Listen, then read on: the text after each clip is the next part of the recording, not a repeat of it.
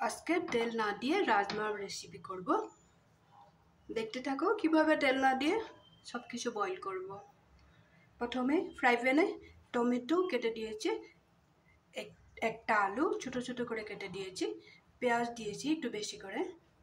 পেঁয়াজটা ছোট করে কেটেছি, বয়েল হতে হবে তো।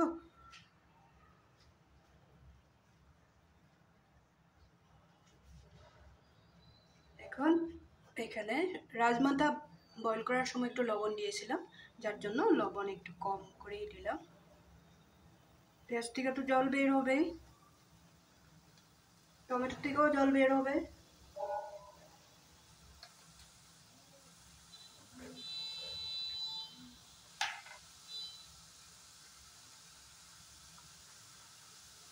ফ্রাই প্যানের মধ্যে একটুকু তেল দেইনি, কিন্তু দেখে রাখো।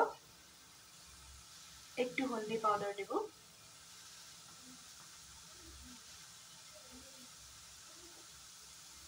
সামান্য পরিমাণে জিরা,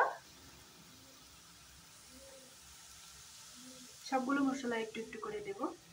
একটু কালো জিরা, কালো জিরা আর গোলমরিচ একসাথে মিশিয়ে পাউডার বানানো। শুধু কালো জিরা না, সাথে গোলমরিচও আছে।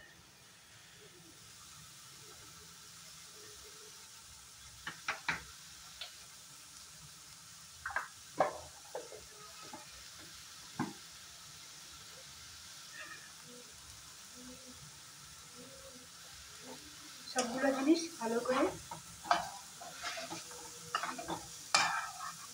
ড্রাই রোস্ট করে নেব।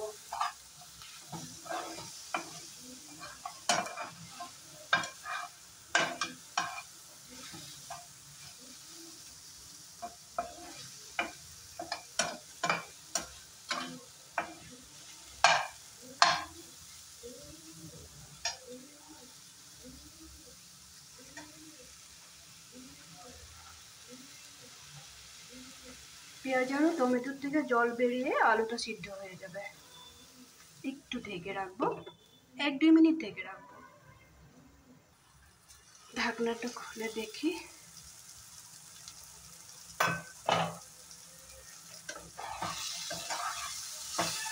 পেঁয়াজ, আলু আর টমেটোটা ভালো করে ভাজা হয়ে গেছে।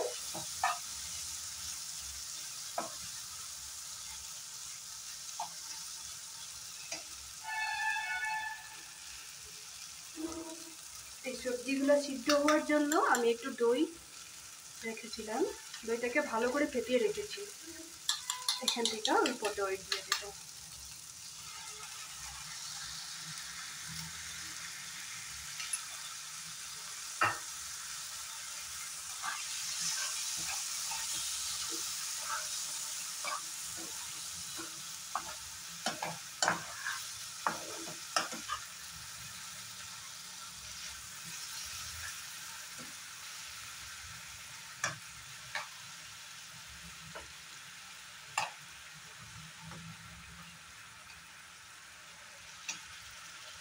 এখন এখানে কাজু, রসুন, কাঁচা লঙ্কা আর আদা পেস্ট করে নেব।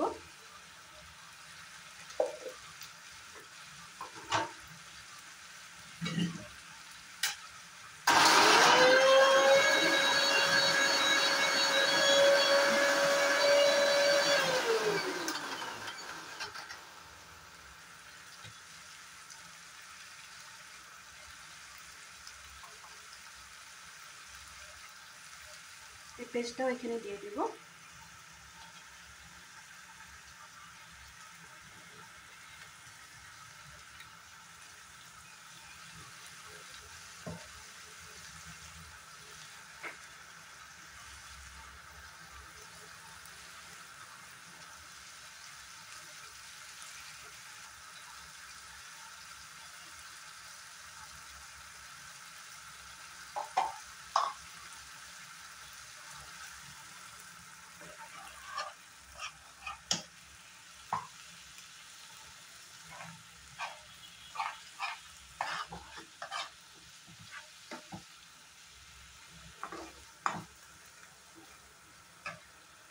মশলার কাঁচা গন্ধটা যাওয়ার জন্য আরো একটু ভেজে নিব। ঢাকনাটা খুলে দেখব,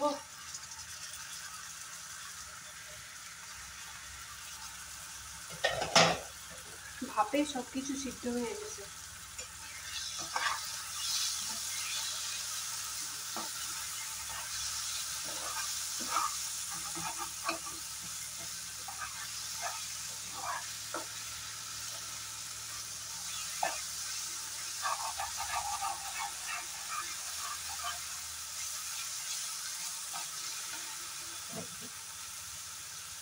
এখন এখানে বয়েল করে রাখা রাজমাটা দিয়ে দেবো। রাজমাটার মধ্যে একটু জল আছে।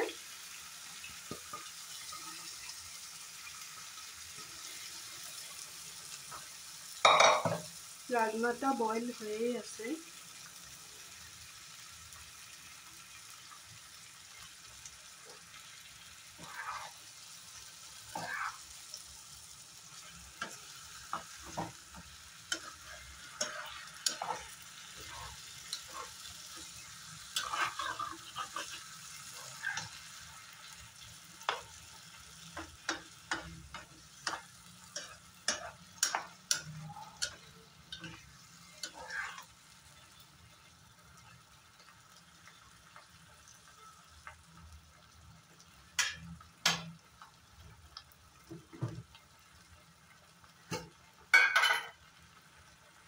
এখানে সামান্য পরিমাণে চিনি দিয়ে দেব।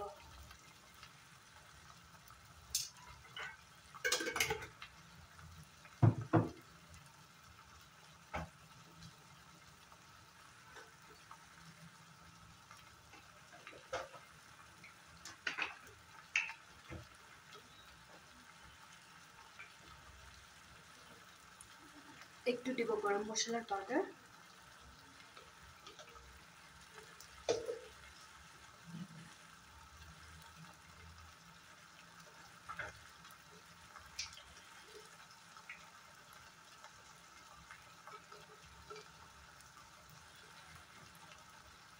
একটু এলাচের গুঁড়া।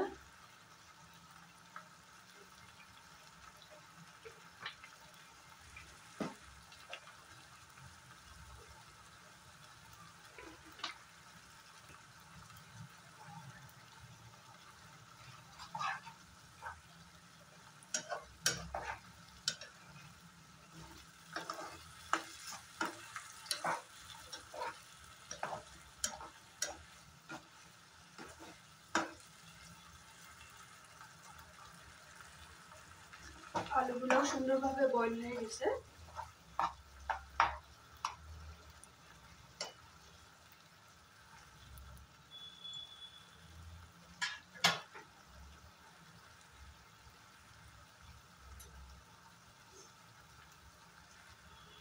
এখন এখানে দিব একটু ধনেপাতা।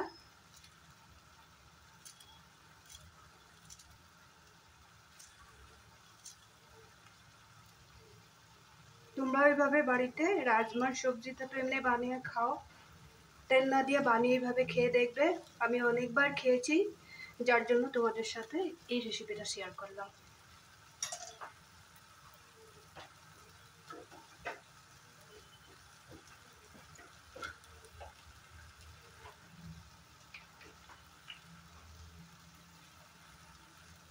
এখন এখানে দেব একটু কসুরি মেথি পাউডার।